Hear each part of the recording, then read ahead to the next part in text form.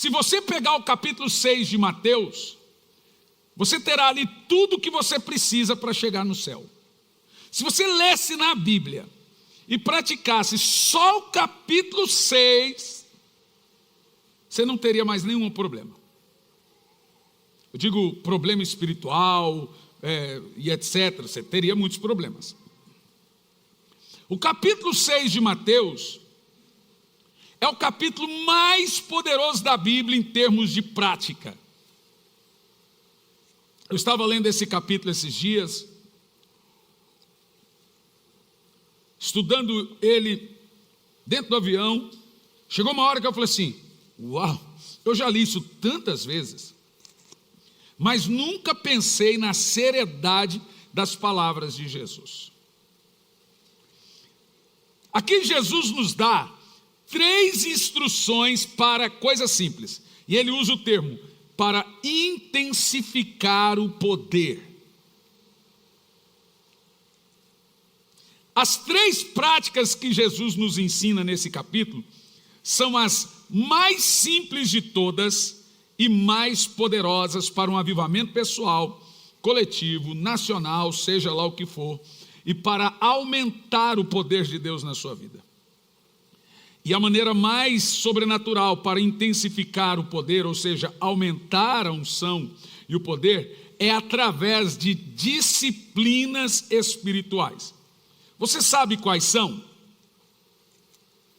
Presta atenção. O melhor lugar para estudar disciplinas espirituais está no Sermão do Monte. Deixa eu te falar uma coisa sobre o Sermão do Monte, antes de começarmos a falar sobre esse capítulo. O Sermão do Monte, olha como eu estudei ele, reestudei, vi, risquei, vi, contei, porque eu vou te falar uma coisa, a minha mente, ela é meio gráfica, significa que eu leio, estou vendo o que está por detrás. Eu contei 118 versículos no Sermão do Monte, 53 doutrinas. Veja, os 10 mandamentos, pastor João, são 10 mandamentos. A pregação de Moisés se resumiu em 10 mandamentos, a de Jesus em 53. E tem gente que diz que graça é mais leve do que lei. Ah, vai nessa. Lá na lei dizia assim, ó, quem adulterar é culpado. Na graça diz, quem dizer, lá em casa, já adulterou. Na lei, se você tiver coito, e adultério na lei é sexo, na graça é, que chuchu. É cobiçar. Qual que é pior? Jesus diz que quem faz isso já adulterou na mente. Você fala, como? Porque veja,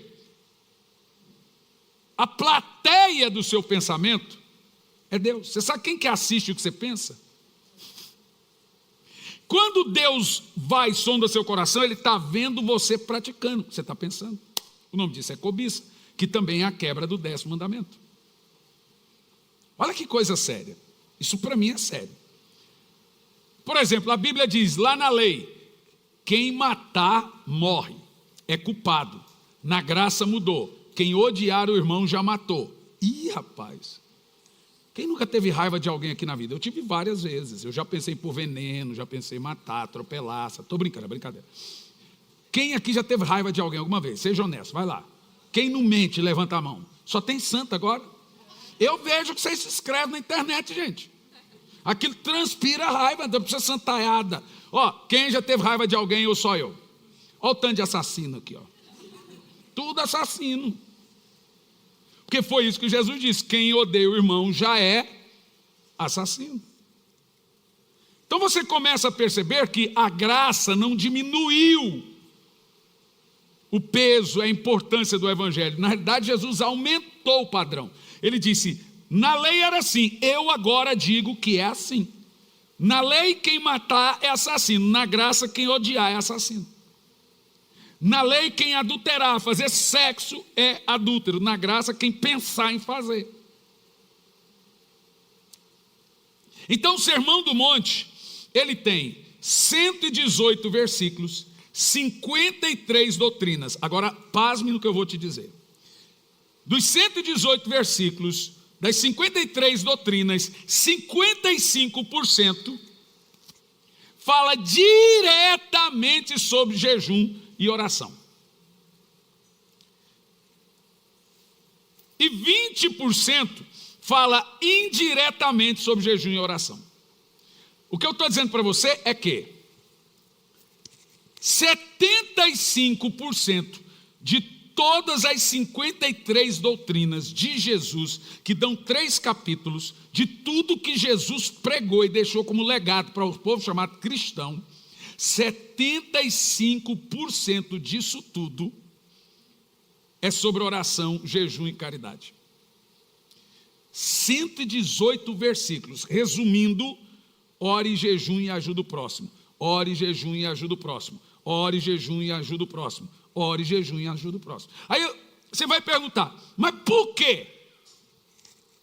Você vai entender hoje que o grande segredo sobrenatural do reavivamento, da intensificação de poder, esses 3 pequenos pilares. Concluímos que 75% de todo o Sermão do Monte, que são as doutrinas de Jesus, foi ensinamentos prioritários sobre oração, jejum e ajuda aos necessitados.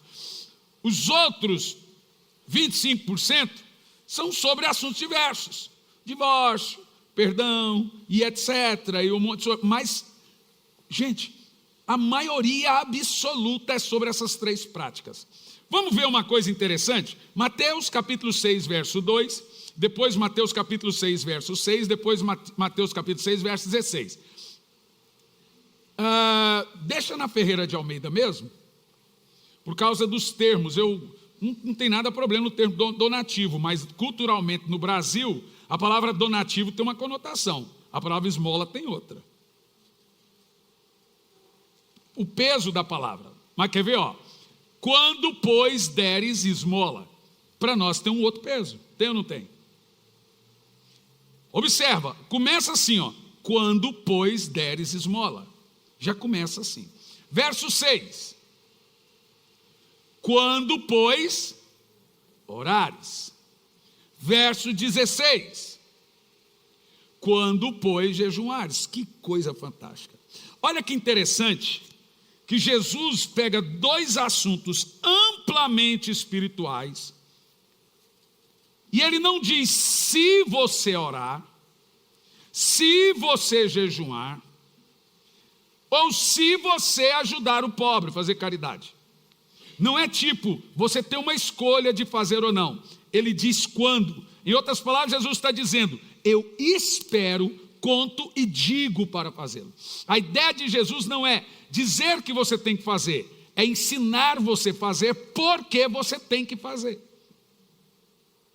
E agora Jesus vai dedicar todo o capítulo, todo o Sermão do Monte, a te ensinar essas 3 coisas, 75%. Quando deres esmola, faça assim, assim, assim, não faça assim, assim. Quando for ajudar o próximo, faça assim, assim, assim, não faça assim. Quando for jejuar, faça assim, assim, assim, assim, não faça assim, assim, assim. Quando for orar, faça assim, assim, assim, não faça assim. Pronto, se resumiu. Sério, Jesus se fez carne, é o verbo de Deus se fez carne, veio à terra para ensinar o evangelho. E sabe o que ele ensinou? Jejum, oração e caridade. Jejum, oração e caridade. Mas não basta você saber, tá bom, pastor, já entendemos, mas por quê?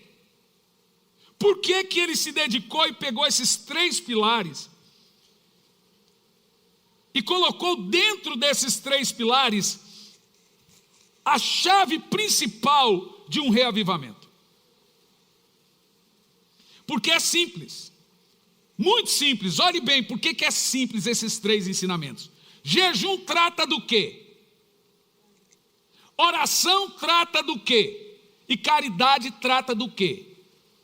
Gente, se você não tratar o Adão que está dentro de você, você não vai ser salvo. Você não vai chegar até Deus. Tem uma coisa dentro de você chamada Adão. Esse cara é o Croix. Eu tenho um Adão dentro de mim? Tem, se chama DNA. Se chama carne. E esse Adão é o que te impede de chegar até Deus. A Bíblia não diz que, veja, diz a Bíblia, são os vossos pecados que fazem separação entre vós e Deus. Não é entre Deus e você, é entre você e Deus. Quer dizer, Deus não tem nada contra você, você é que tem contra Ele. Não, eu não tenho nada contra Deus. A Bíblia diz que é na sua mente inconsciente que você tem coisas contra Deus. Isso aí se chama Adão. E aí o que o jejum trata? O que a oração trata? E o que a caridade trata? Vamos lá. Jejum trata da carne. Oração trata da alma. Caridade trata do orgulho. Pronto, se você tratar carne, alma e orgulho, o resto a gente leva. Entendeu ou não? O que é carne, gente? É toda a minha natureza diabólica, que o apóstolo Paulo chamou em Gálatas capítulo 5, e os frutos da carne são gritaria, bebedeira, palavrões, e etc, e ira, e revolta, e pornografia, e vícios, tudo isso é carne. E tem uma lista gigante. Essas coisas não são vencidas só porque você não gosta de fazer. E o jejum foi feito para irritar essa carne. Deus não gosta da carne. Quando Adão pecou, Deus disse: o homem agora é carne. Quem gosta da carne é outro homem e o diabo. Inclusive a Bíblia diz que o espírito é inimigo é inimigo mesmo. Então Deus criou uma coisa para irritar a carne, para deixar a carne irritada, para fazer ela se prostrar, para fazer ela se curvar, para fazer ela voltar-se para Deus. E a conversão da carne não se dará agora, ela vai se converter, mas ninguém aqui tem carne convertida. Hormônio não se converte. Inclusive eu acho que os meus às vezes é até endemoniado. Gente, não tem conversão de hormônio. Carne não se converte. A Bíblia diz que para a carne tem que ter silenciamento, mortificação. Paulo diz fazer calar, mortificar diariamente os atos da carne. Sabe o que quer dizer? Põe tua carne sobre escravidão. Provavelmente até o dia do arrebatamento do Senhor você terá cometido algum pecado até você perceber. Mas quando a carne se converte? No dia do arrebatamento, naquele dia, a Bíblia chama isso de glorificação. O mortal, que é chamado de carne, se revestirá de imortabilidade. O corrupto, toda a nossa carne é corrupta, se revestirá de incorruptibilidade. E nós, diz a Bíblia, seremos transformados. Nós, carne. Até lá, se você não tiver atos expiatórios, santificatórios, e mortificar a carne, você vai piorando, piorando, piorando, piorando e piorando. Então carne não se converte. Presta atenção. Por que, se faz uma pergunta aqui, por que a caridade ajuda o pobre aqui, que está aqui como esmola, está dentro de dois ofícios santificatórios, expiatórios? Boa pergunta, não é? Te explico. Se você não ajudar o pobre, não fizer caridade, você não aprenderá humildade nunca. Você só aprende humildade caminhando com um. E você nem perceberá, gente, você não perceberá o orgulho no seu coração. Agora eu vou falar alguma coisa para você, não é para te irritar, não é porque eu sou ruim não, é porque é verdade. E quando eu vou falar uma verdade, não importa para quem eu tenho que falar. Você sabe que caráter não é uma coisa que as pessoas gostam quando veem, mas é uma coisa que a longo prazo elas admiram. As pessoas não gostam de gente verdadeira, mas respeita. Vou dizer de novo. As pessoas não gostam de gente verdadeira, mas respeita. A curto prazo, quem é verdadeiro não é amado, não é tido como bonzinho, mas a médio e longo prazo ele passa a ser respeitado. Então eu presto atenção uma coisa para você. Eu não tenho medo de perder, não tenho medo de deixar de ganhar, eu não tenho medo de falar o que tem que falar. Se você quiser ir para o inferno, você vai sozinho. A mim você não arrasta. Porque se eu não te pregar, você me arrasta. A maior prova que eu te amo é que eu não te tento segurar aqui pela bajulação. Você não precisa de amor para bajular. Você precisa de amor para falar a verdade. Então eu vou falar coisas aqui para você, não é porque eu sou ruim não, é porque é verdade. Você sabe o que é orgulho? Você tem uma noção do que é orgulho, mas você não sabe muito bem o que é orgulho. Eu vou te dizer o que é orgulho. Orgulho, biblicamente falando, é o DNA da natureza satânica. Humildade é o DNA da natureza divina.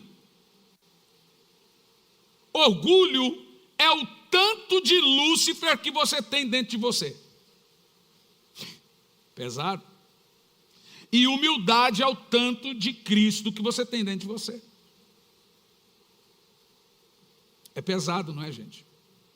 Mas é verdade.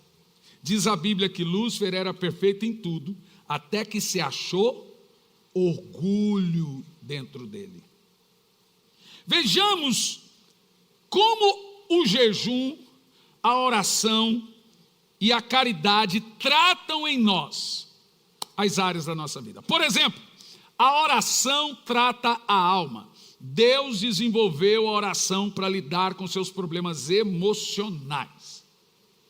Por isso que a gente diz que orar é ir para a cruz. Tem coisas que você nunca vai perceber que você tem um problema de alma ou etc. se você não orar. Eu te dou exemplos. Já citei isso aqui, vou citar de novo. Então, às vezes eu estou orando. Esses dias eu fiz uma brincadeira com um amigo muito querido meu. E eu vi um post dele e fiz uma brincadeira. Brincadeira boba. Tipo assim, diminuí ele. Mas isso aqui, ó, as ideias. E eu fui orar depois disso. Estava eu, minha esposa, os outros amigos, e diminuí ele. Uma brincadeira que diminui a pessoa. Tipo, diminuir o que ele está fazendo, diminuir o que ele faz, tipo assim, dando ideia que não é tão importante. É bom, mas você tenta diminuir. Aquilo irritou tanto o Espírito Santo, que quando eu fui orar, ele falou assim, ó, manda uma mensagem para o fulano. Gente, quando é numa sã consciência normal, que você vai pegar uma coisa pequena dessa e vai mandar uma mensagem para o fulano, eu quero te pedir perdão porque eu estava comentando com outro fulano e diminuir você nesse sentido. Gente, só na cruz que você faz um negócio desse, porque você tem um senso chamado autodefesa, você é treinado para se autodefender. Você não é treinado para ver erro em você.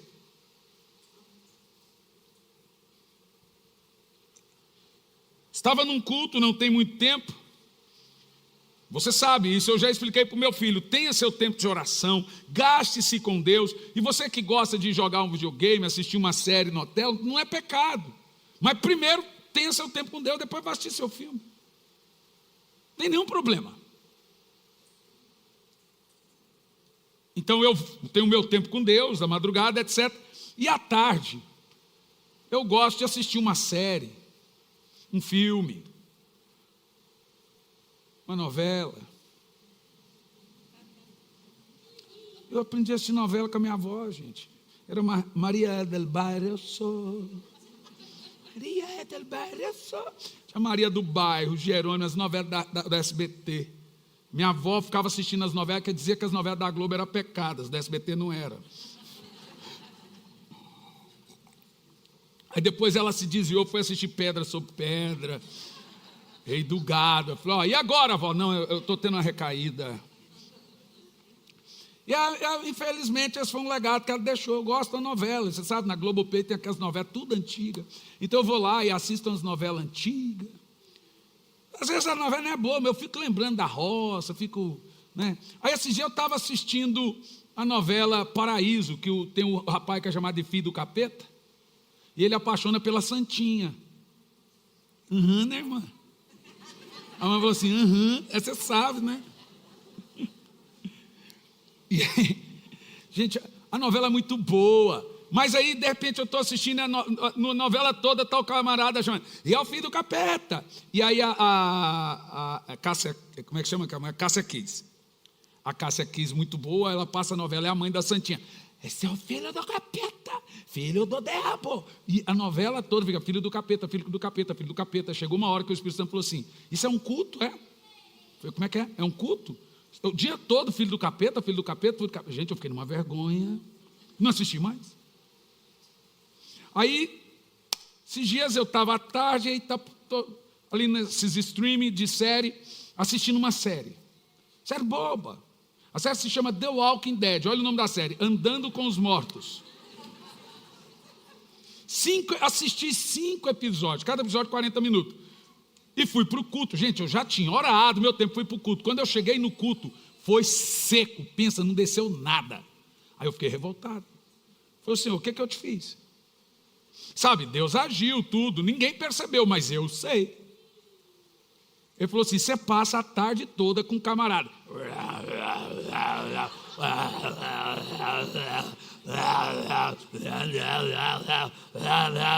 Ele falou assim, você parou para pensar, o nome da série é Andando com os Mortos, você tem que andar com os vivos.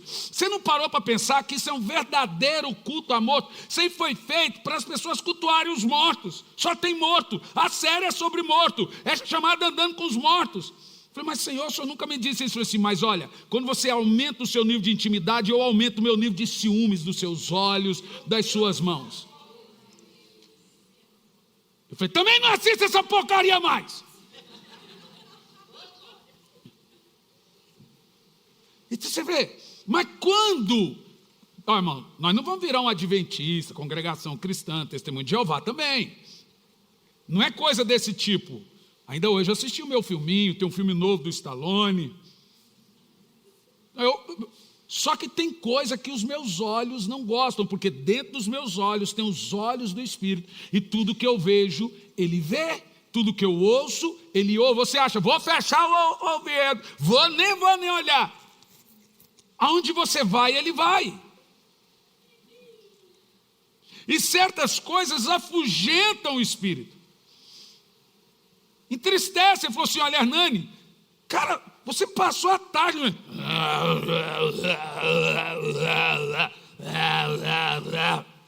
Cara, isso me irritou. O senhor se irritou? Me irritou. Falei, tá bom, não assisto mais essa droga também. Então você tem que entender essa sensibilidade. Não é isso é pecado, isso não é. Irmão, você tem que ter comunhão com o Espírito. E Ele testifica com o seu Espírito. Não é ninguém dizendo. Pode ser que você fique assistindo nada, não sentiu nada. Bom, aí é o seu nível de intimidade que vai determinar seu relacionamento. Namorada faz uma cobrança. Noiva faz outra. Esposa, aí pronto, acabou sua vida.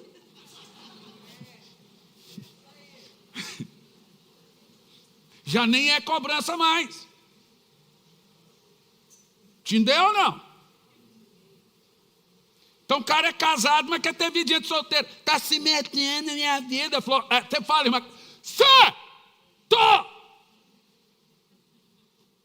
a Bíblia diz que o marido não tem poder no seu corpo, e a mulher não tem poder no seu corpo. Acabou, irmão. Acabou. Isso aqui, é igual máfia, só sai morto agora. Esse dia alguém falou para o Jean, nossa, você vai casar tão novo. Eu falei, deixa o menino casar, porque só a gente casar tem que sofrer, deixa ele sofrer também um pouco. Deixa esse povo casar para ver o que é bom para tosse. É claro que é tudo brincadeira, né? Casar é muito bom. Muito bom.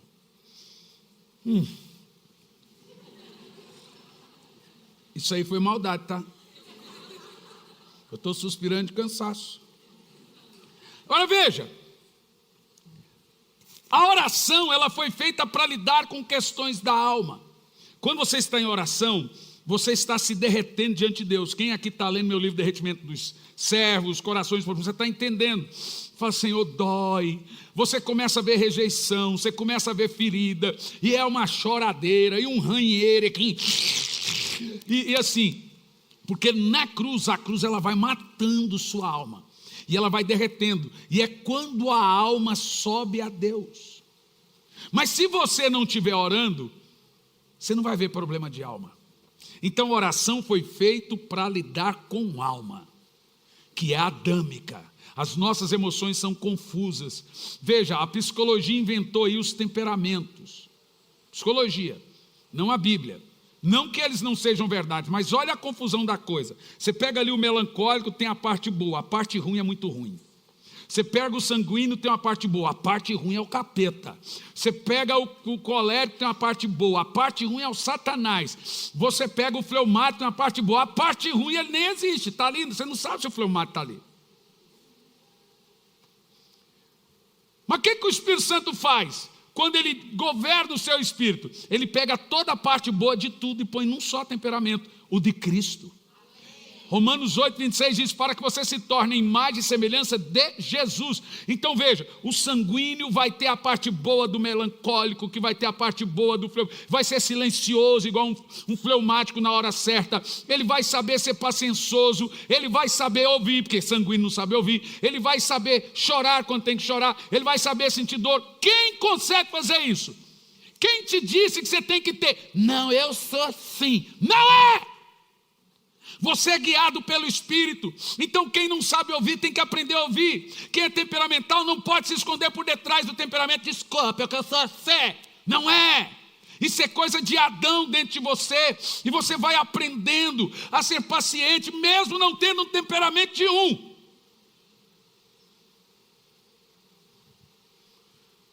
O meio lesado Deus empurra. Aquele outro Deus puxa.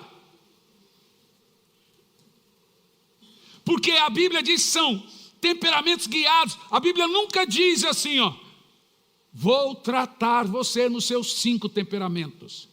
Ela diz, todos eles são um, o de Cristo. Você acha que Jesus tinha só um temperamento?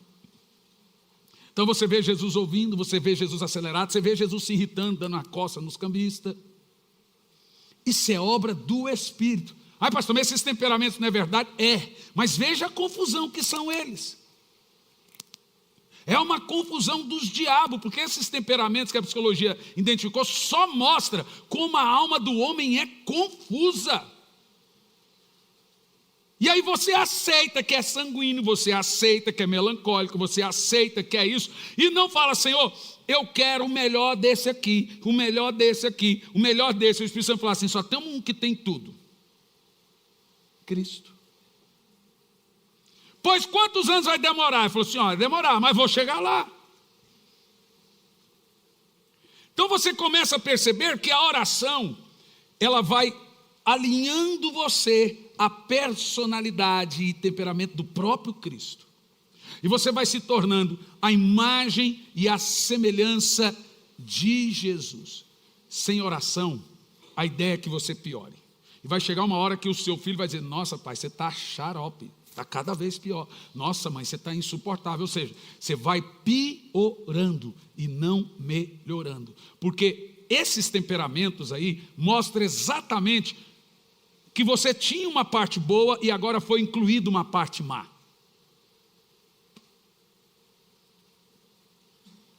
Então a oração trata a alma. Agora, como o jejum trata a carne? Essa é a parte que a gente não vai ouvir muito, aleluia, glória a Deus, mata, terra, Jeová, não. Não é uma parte que as pessoas gostem de ouvir. Mas como o jejum trata a carne? Presta atenção, o jejum não muda a Deus. Deus é o mesmo antes do jejum, durante o jejum e depois do jejum.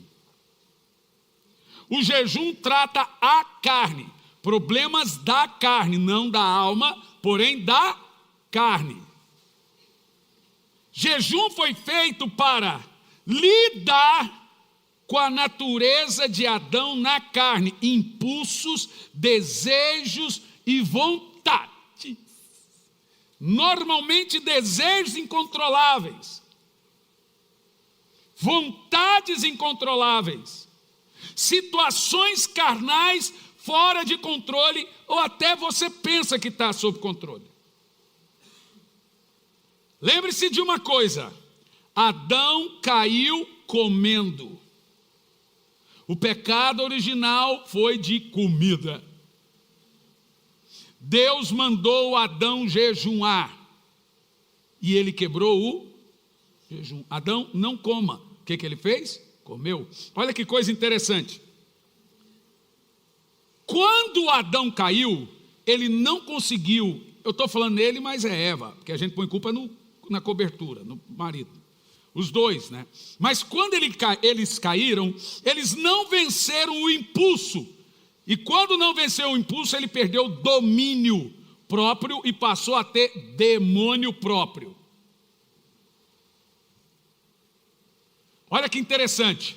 O primeiro Adão caiu depois de comer. O último Adão começou depois de jejuar. Por que Jesus começou o seu ministério com jejum? Porque ele tinha que recuperar o domínio carnal. A Bíblia diz que o Espírito Santo levou Jesus ao deserto para ser tentado, subsentende, para jejuar, subsentende. O Espírito Santo levou Jesus ao deserto, e a Bíblia diz que ele saiu de lá cheio do Espírito porque jejuou.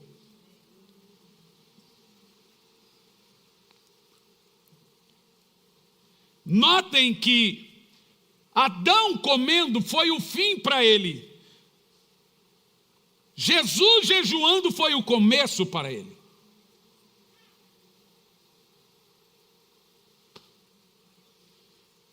Jejum é um ofício, que silencia a carne, que silencia a voz carnal de Adão que há dentro de nós. Coma, beba, se drogue, use pornografia, grite, briga, não deixe por menos, justiça própria, você tem direito, vai lá e tira a satisfação, vai, fale alto, não deixe por menos, carne. Tudo isso é adâmico, gente. Então, jejum é o ofício de silenciamento da carne do Adão em nós. Esse Adão só vai sair no dia da glorificação. Por isso que é mortificação até lá. Por isso que a Bíblia diz: fazei, pois, silenciar esses atos. Como? Por isso que Jesus gastou 55%, 75%, né, indireto e diretamente, de todos os seus ensinamentos ensinando a fazê-lo. Se isso é verdade, o que a igreja hoje está fazendo que não prega o que Jesus mandou pregar? Meu Deus, eles pegam só, não, Jesus curou, Jesus falou, porque não querem se indispor com o povo. Gente, se nem você gosta de ouvir a verdade, quanto mais o diabo. Então as pessoas não gostam de ser confrontadas. Eu também não gosto, mas devemos aceitá-lo, porque é para o nosso bem. O homem não foi feito para o confronto, para ouvir não, e nem para a luta, e nem para a dor. Agora, depois que Adão fez o que fez, miserável, a gente tem que lidar com dor, com luto, com confronto e com não. Na realidade, você não educa filho dizendo sim. E se você não aprender a dizer não para os seus filhos, você tem um monstro. Porque o Adão dentro dele vai virar um Hitler.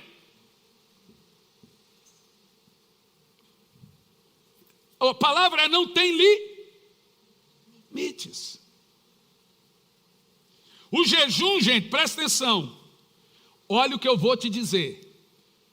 O jejum é a única e principal arma de Deus contra desejo fora de controle.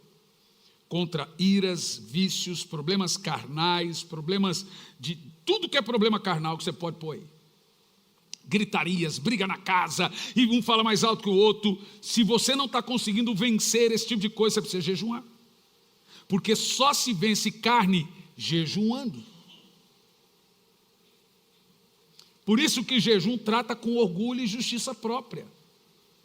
Na realidade, justiça própria é a ativação visível do orgulho que é invisível. Justiça própria é o orgulho em prática. Mas vamos lá. O caminho para intensificar o poder, o caminho para o sobrenatural através do jejum. Qual é o segredo? O caminho para todo reavivamento é humilhando-se. Vamos começar por Salmo 19, verso 12 e 14, começa com uma pergunta: quem pode ver seus erros? Olha bem para mim, ninguém pode ver erro em si. Olha o que diz o texto: quem pode entender seus erros? Ninguém. Aí Davi diz: purifica-me de todos que eu não vejo, dos erros ocultos. Viu só? Ninguém vê pecado em si, ninguém vê defeito em si, ninguém vê erro em si. E agora, como que Davi vai treinar isso em nós? Porque se você não vê pecado em você, não vê erro em si, você nunca vai mudar e nunca vai se arrepender. E como que Davi vai treinar isso em nós? Vamos lá. Próximo verso, 13. Também da soberba guarda o teu servo, para que eu não vire meu senhor, a senhor de mim, misericórdia. Para, Davi! Imagina você lê um negócio desse. Você fala: Senhor, eu sou o cocô do cavalo do bandido, o cocô da muriçoca. Eu me sinto um lixo lendo um negócio desse. Porque eu estava perguntando, por que Davi era um homem segundo o coração de Deus? A Bíblia respondeu para mim. Ela diz: porque ele fazia toda a minha vontade. Uau! Quer dizer, Davi não era segundo o coração de Deus porque ele não pecava, ele era porque ele obedecia. Não é uma coisa vista, é uma coisa de foro íntimo. Ele fazia toda a vontade de Deus. Então diz o texto: guarda teu servo da soberba, para que eu não seja senhor de mim. Então eu serei. Mas todo mundo, você já percebeu? Pelo menos eu não sou falsa. Normalmente quem diz isso são os mais falsos.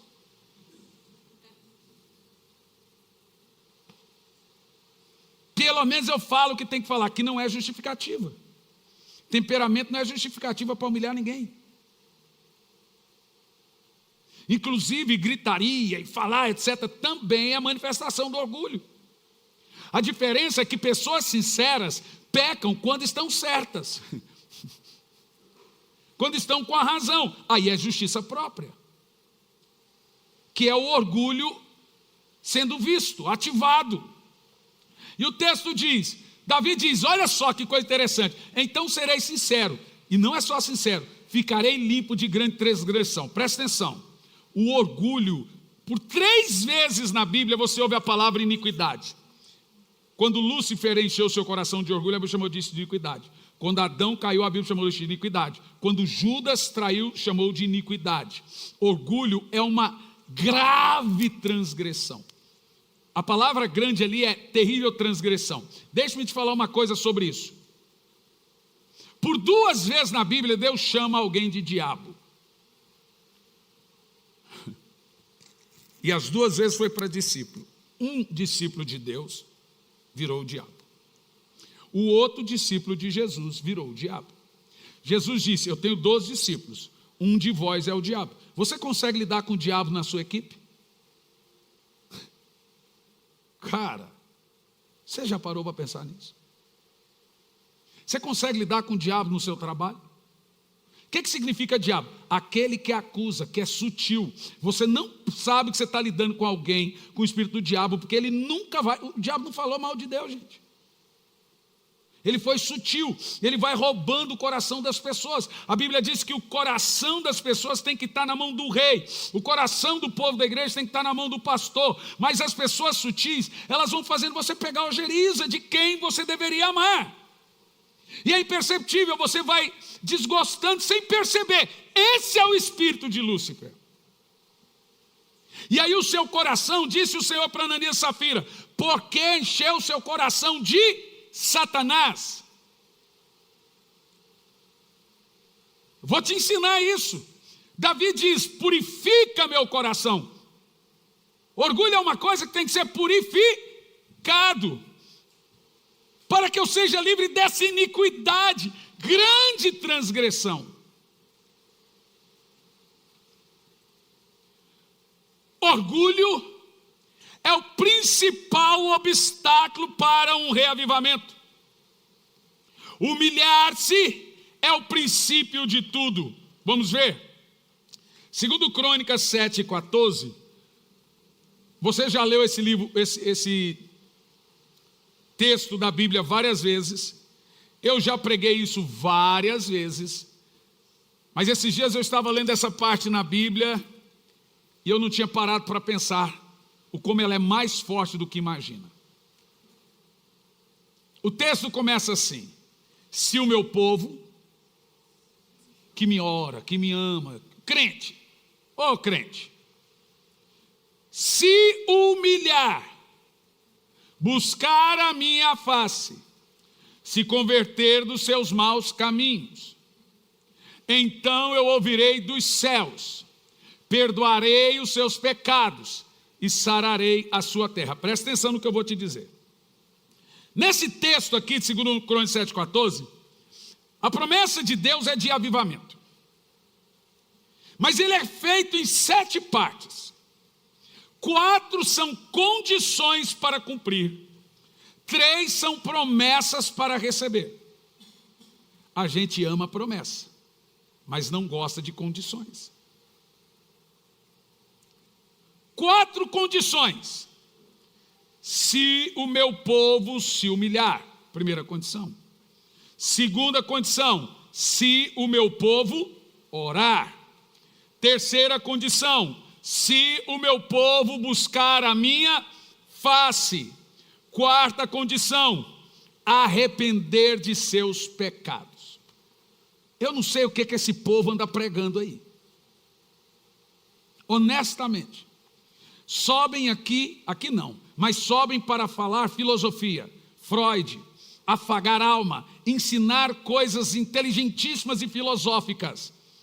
Mas o que deveria ensinar realmente não é ensinado. Por isso que vai cego guiando cego e uma multidão indo para o abismo. Porque olha o que o Senhor disse: 4 condições para terem 3 promessas.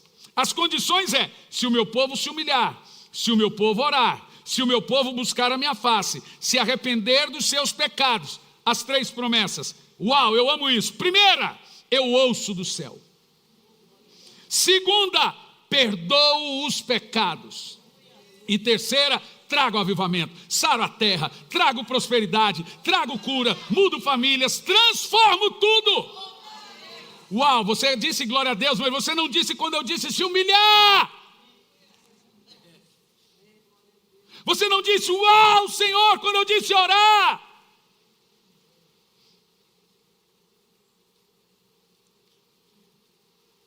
Em outras palavras, o Senhor aqui em 2 Crônicas 7,14, que são passos para um grande avivamento, intensificação de poder, Ele nos dá aqui passo a passo de como vivermos até o retorno de Cristo, fervor espiritual e um reavivamento. Mas então, por que não temos essas 3 promessas? Não somos ouvidos pelo Senhor. Nossos pecados não são perdoados, porque tem gente que pensa que pedir perdão traz perdão, e não traz. É arrependimento que traz perdão. E por que nossa terra vive com problemas? É simples. Porque as condições não são praticadas. Olha, faça isso e eu te dou isso. Acabou. São 4 condições, 3 bênçãos. E baita bênçãos. Uau! Em Joel, quando fala de sarar a terra, ele usa o termo: vou encher seus lagares, não terá mais miséria, vai transbordar os celeiros, vou encher de trigo, vou encher disso. Ele está falando de prosperidade de tudo. Isaías diz que o deserto vai florescer, que a terra seca vai ter frutos, vai virar um pomar. É isso que ele está falando. Nós percebemos que para termos as promessas, antes temos as condições, e as condições começam, gente do céu, as condições começam com uma palavra. Qual é a primeira condição? Vamos lá? Se humilhar. Se humilhar, se fosse tão fácil, não seria uma condição.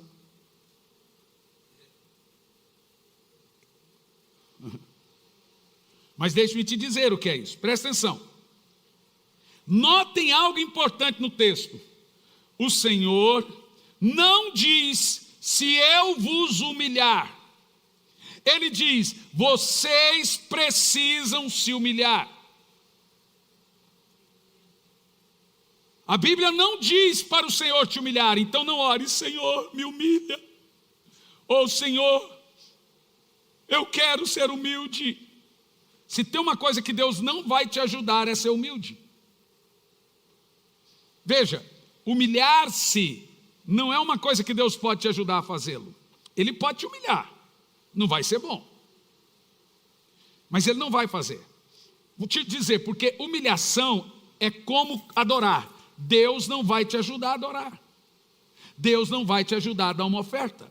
Deus não vai te ajudar. É coisa que você tem que fazer de bom grado. Por isso que Deus não diz, venha que eu vou te humilhar. Ele diz, se humilhem. É uma coisa que você precisa praticar. Como que alguém se humilha inicialmente perante Deus? O primeiro passo para se humilhar perante Deus é se voltando para Ele. Joel 2, versículo 12. Como se volta para Deus? Ainda assim, agora mesmo, diz o Senhor, voltem-se para mim de todo o vosso coração. E isso com...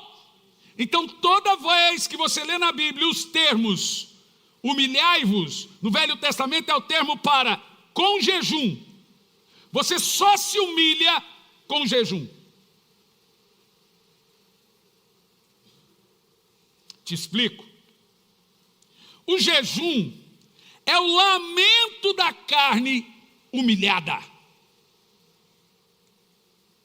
É jogar ela no fogo no altar de bronze.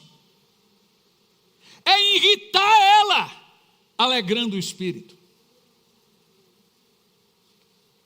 Por isso que não haverá humilhação que não passe pelo jejum. Basicamente, a condição em que Deus está dizendo é, se o meu povo que me ama, a primeira condição para que eu os ouça é jejuem. O seu jejum não é para Deus te ouvir, é para sua carne não impedir quando Ele falar, ela não vai deixar.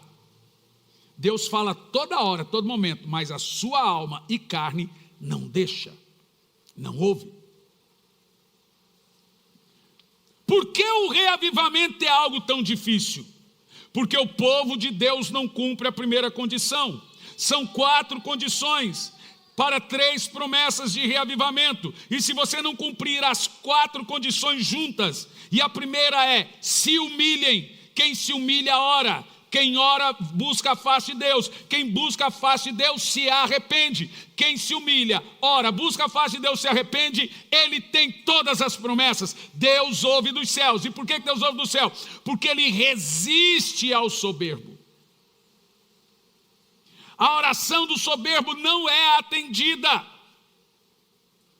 Orgulho, senhoras e senhores, é o pecado original. O primeiro pecado não ocorreu na terra, sim no céu. Foi um pecado de orgulho. O pecado do orgulho, presta atenção, é o pecado original. Dele descende a raiz de todos os pecados. Todos os pecados nascem do orgulho. A principal tática de Satanás é construir em nós uma condição de orgulho. Aprenda o que eu vou te dizer. Qual é a maior arma do diabo? É vir depois que você peca e usar a culpa contra você. Ele ama vir depois e falar, que lixo de imagem semelhante de Deus você é. Deus não vai te perdoar, você não tem como, não tem perdão para você. Então ele usa a culpa. Porém, o que você vai ouvir agora é assustador. O orgulho é o único pecado que Satanás jamais irá fazer você se sentir culpado. Vou dizer de novo. Todos os pecados, a arma do diabo é a culpa. Você nunca vai chegar e falar, uau, estou tão arrependido de ser orgulhoso. Você nunca vai falar e vai dizer assim, eu me sinto uma culpa tão grande de ser orgulhoso. Então o orgulho é o único pecado que Satanás jamais irá fazer você sentir culpado. Por quê? Porque na realidade o orgulho te vacina contra o arrependimento. O orgulho tende a vir antes do arrependimento, para que você não se arrependa. Normalmente gente orgulhosa não se arrepende porque não vê pecado, não vê culpa, não vê erro. A culpa de ser orgulhoso, ninguém tem. Vamos ver isso? 1 de Pedro 5, do 5 ao 6. Vamos ler. Semelhantemente, vós jovens, sede sujeitos aos anciões. O texto está dizendo o seguinte: jovem tem que respeitar mais velho, e não é só parente não, todo mais velho. Antigamente era assim, mas hoje jovem está no ônibus, não respeita. Mas se você não respeitar, você está desobedecendo Deus.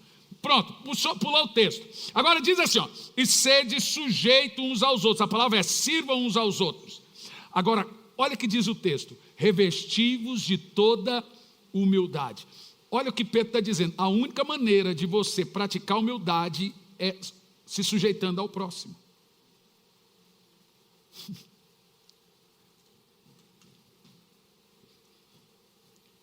Não é ter razão.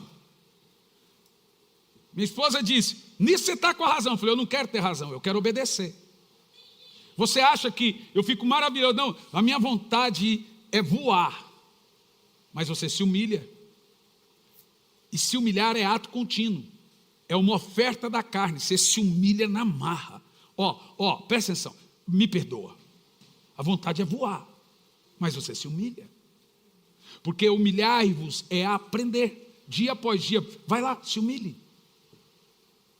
Eu vi ontem o testemunho da Joraci. Ela fez a mesa para a família, separada do marido, muito magoada com o marido, cheia de problemas familiares, e nunca mais falou com o marido. Ela fez aquela mesa que a pastora Elisandra está fazendo com as mulheres. E ela falou: agora faça uma mesa na sua casa. Ela fez, ela chamou o falecido, ela fala, essas mulheres não são fáceis. E ela falou assim: olha, eu quero pedir perdão para você e quero que você me perdoe, quer dizer que a partir de hoje você está livre. Aí já começou a chorar, filhos que não falavam com o pai, foi lá pedir perdão, um chorou para o outro, chorou, todo mundo ficou livre. Ela falou: pastor, eu estou tão feliz. Ela estava triste, andava assim, agora está andando assim. Veja, se humilhar treina a carne. No primeiro dia entala, no primeiro dia, sabe, eu estava pregando numa igreja, uma das mais ricas e lindas do Brasil.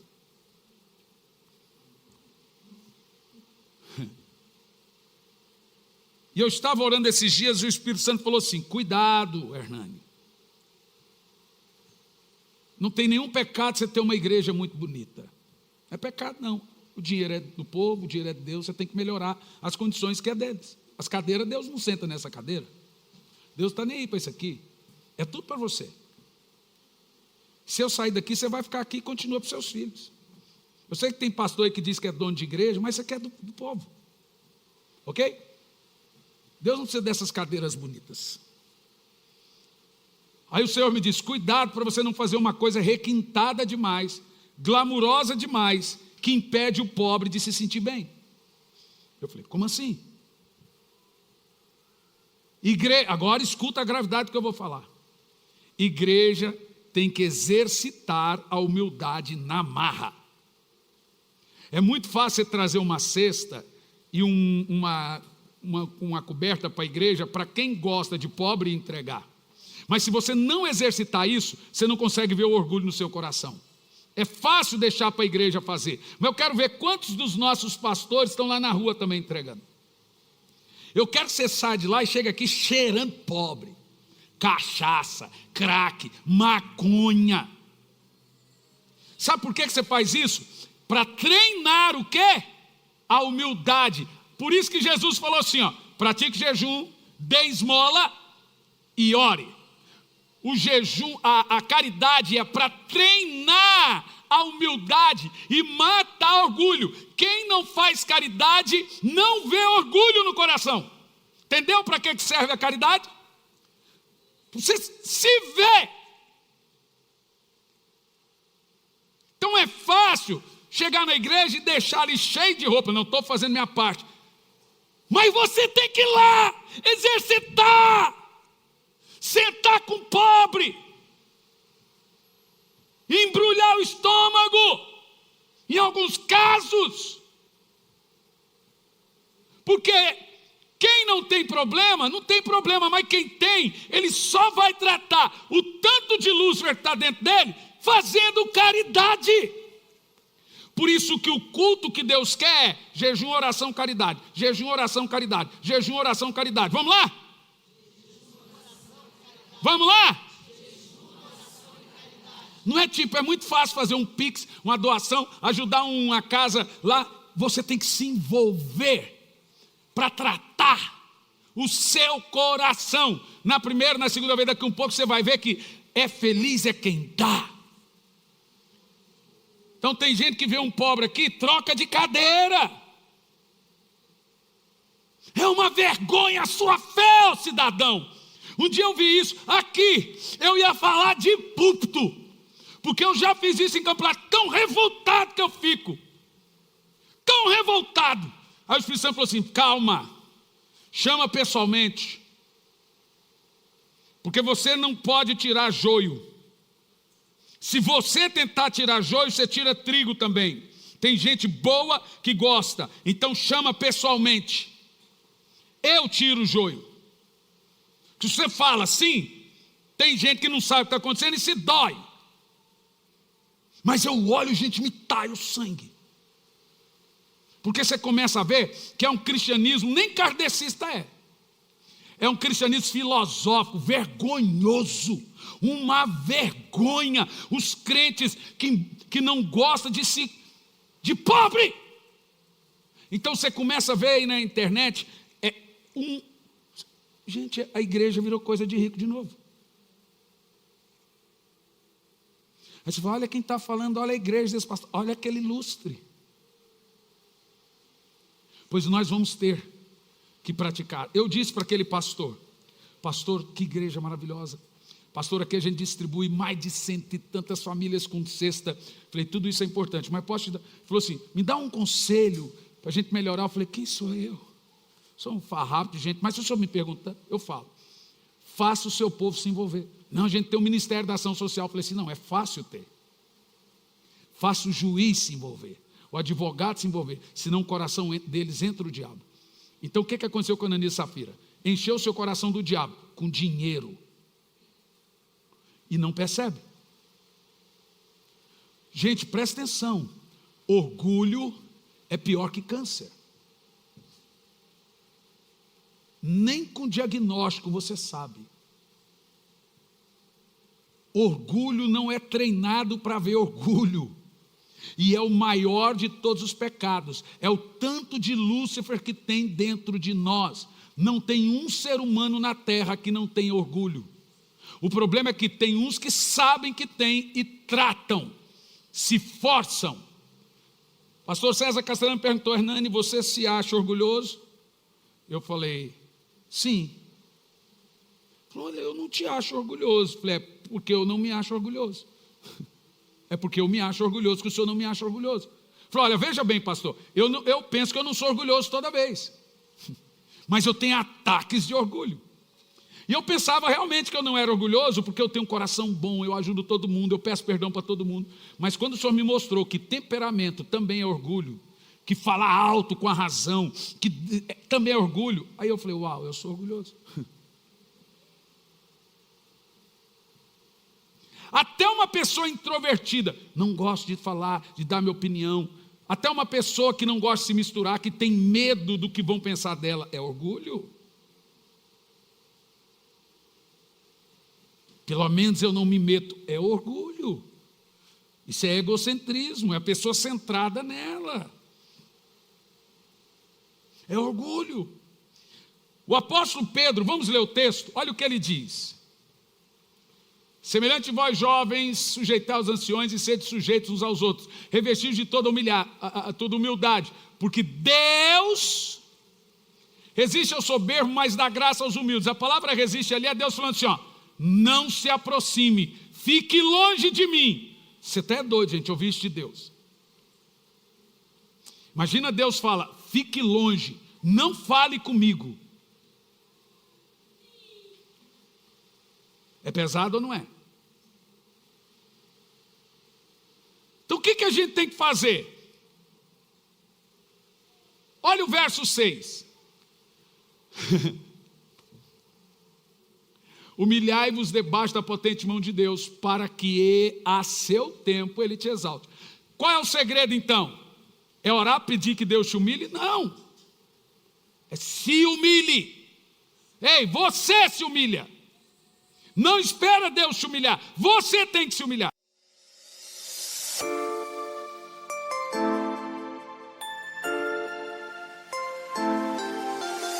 Whispers in the night, we let them fly. Underneath the moon and the sky. Hearts open wide, dreams we confide. In this silent world where we hide. Shadows on the walls tell the story of the days gone by in faded glory. We remember whispers from the past, written in the dark, they always last. Hold me close and let the night begin. In a world of dreams we walk within. Lost in moments, eyes softly closed, listening to the whispers only we know.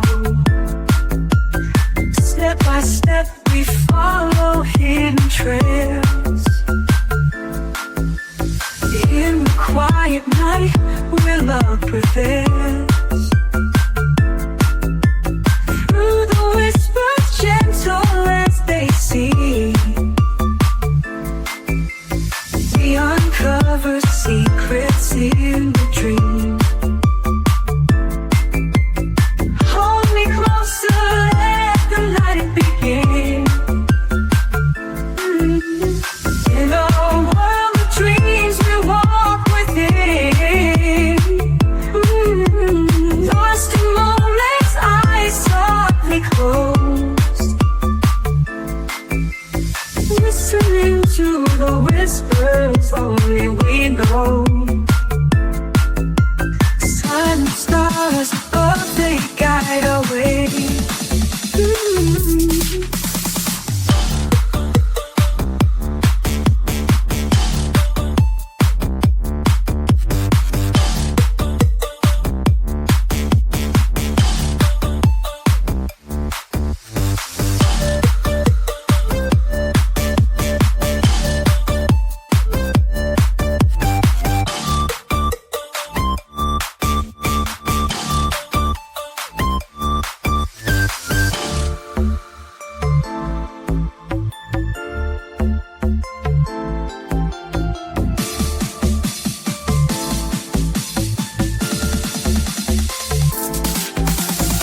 In the dance of night until the day. Every whisper echoes in our heart. Though the night may end, love never part.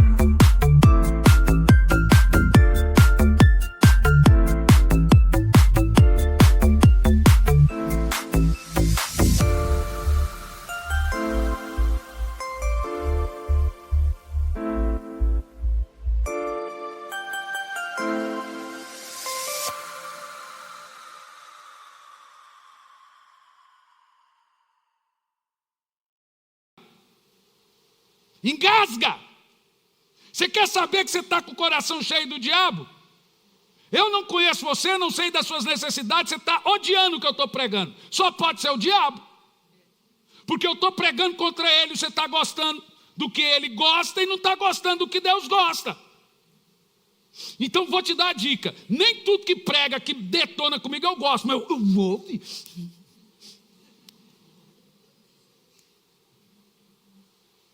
Porque o negócio é o seguinte: se você não está aí porque eu estou pregando, ou eu ou você está com o diabo. Não estou dizendo que é você. Eu estou dizendo que um de nós dois aqui está com a serpente, mas eu estou te dizendo que eu estou pregando contra ela, contra o coração do orgulho, e falando sobre se humilhar, ajudar o próximo, ajudar a fazer caridade. Agora não é só fazer, é se envolver. Deixa o videozinho aí, Jair, enquanto eu falo. Não, mas eu dei o cobertor, eu dei o quilo de alimento. Eu quero que você se envolva, porque você precisa. É fácil, já é difícil dar, mas às vezes é mais cômodo, muitas vezes para aliviar a culpa. Toda semana a nossa equipe está nesse frio, dando comida, olha lá, sentando com um craqueiro. Essas músicas do Jairo é uma benção. A gente dá dinheiro para quem mora longe e vai embora. Doar faz bem para o coração de quem recebe e de quem doa. Agora aqui, não é só doar. Você não precisa estar aqui junto com a equipe. Sai na sua casa com seus filhos. Sai na rua. Senta ali com o pobre, me conta a sua história. Às vezes o cara não quer dinheiro, ele quer ouvir. Você precisa regularmente fazer caridade. Não é fugir de pobre. Foi o que eu disse, pastor, uma igreja rica dessa não é só você dar as coisas para o pobre, tem que se envolver para ela não encher o coração de orgulho. Trazer o pobre na igreja, dá o banho, faz a barba, dá a roupa. Ah, mas ele não para, é andarilho, aí é ele Deus. Depois tenta outro, depois outro. Sabe por que nós fazemos isso? Porque Jesus disse, quando for fazer caridade, faça assim. Quando orar, faça assim. Quando jejuar, faça assim. São 3 ofícios. Sabe o que eu acho mais poderoso? É que ajudar o pobre, como esmola, caridade, a Bíblia diz que santifica. Meu Deus, santifica. Você pode dizer, santifica. Olha lá, vai abraçar um lá. O que essa velha está fazendo na rua, gente? Pelo amor de Deus. A mulher tem 80 anos, está lá na rua, abraçando um craqueiro ali, ó.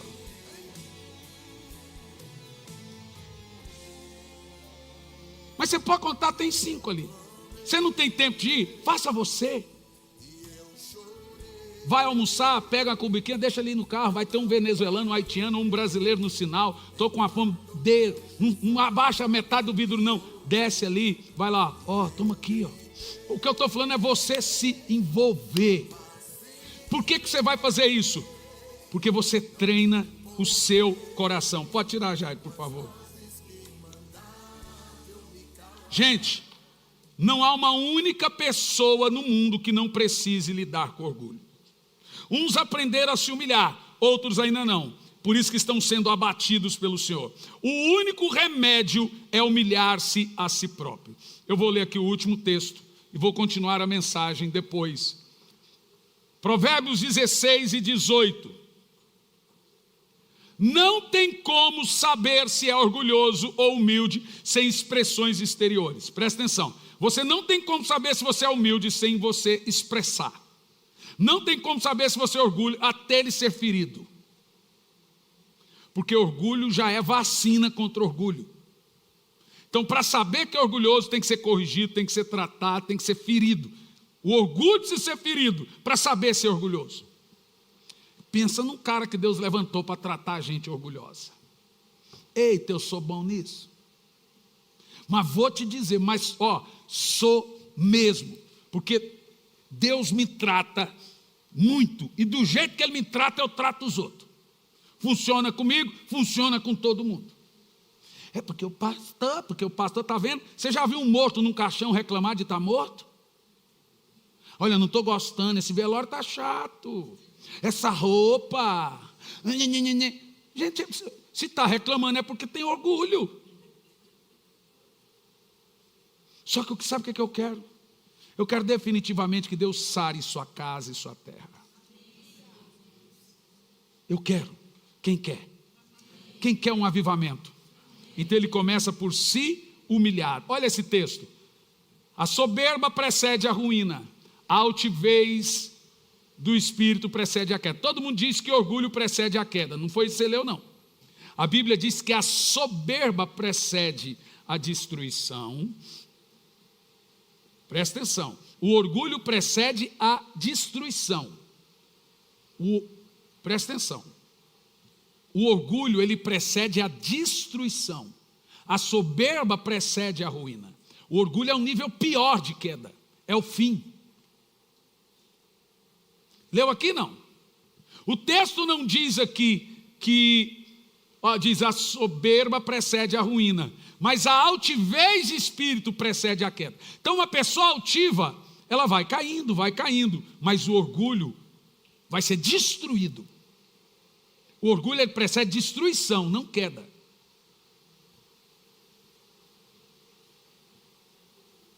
Três coisas nós vamos fazer. Simples. Eu quero treinar você. Não sei se nós vamos ter uma igreja grande pregando isso. Mas eu durmo com isso. E durmo bem, com a consciência tranquila. Repita 3 vezes. Oração, jejum e caridade. De novo. O que você vai fazer em 21 dias? Olá, meus queridos, aqui quem fala é Hernandes Santos, sou pastor, sou professor no Instituto Sabedoria e Graça e é disso que venho falar de você agora. Tem muita gente que tem muita vontade de fazer teologia, de concluir um curso em bacharelado em teologia de 2, 3, 4 anos e etc. Mas é muito difícil. Ainda mais se tratando que você tem que ir lá no curso, disponibilidade de horário e vem as questões de valores. Eu fiz um levantamento por alto dos valores mensais de um curso livre de teologia. Fica na média aí de 500, 600, 700, 800 reais por mês que você paga durante todo o curso. O que nós fizemos? Disponibilizamos uma maneira de você fazer um curso. Eu dou essas aulas no sistema EAD, o curso está todo ele pronto, são 2 anos de disciplina, ou seja, você faz 1 ano e depois tem que fazer uma rematrícula para o próximo ano, no caso 2 anos de disciplina, com conteúdo de bacharel em teologia. Olha o valor que você paga anual no curso, são 2 anos, R$460. Eu já vi gente terminar o curso em 3 meses, 4 meses, etc. Aí você abre a matrícula para o 2º ano do curso. São 2 anos com conteúdo de bacharel em teologia. É R$460 ano, entendeu? Por ano. Gente, R$460 não equipara a parcela mensal de um curso comum livre em teologia.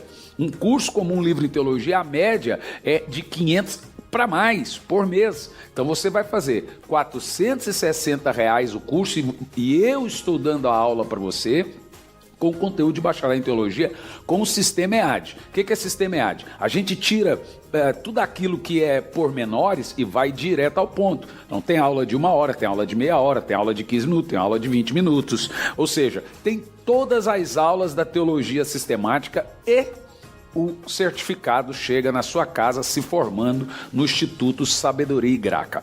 O que você pode fazer agora? Você vai entrar no site sabedoriaigraca.com, sabedoriaigraca.com, e você vai se inscrever no curso, passa o seu cartão.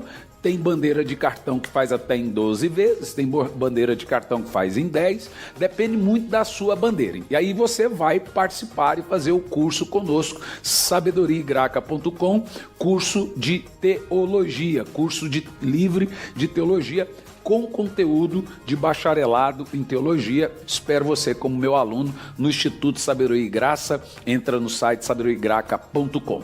Que Deus te abençoe.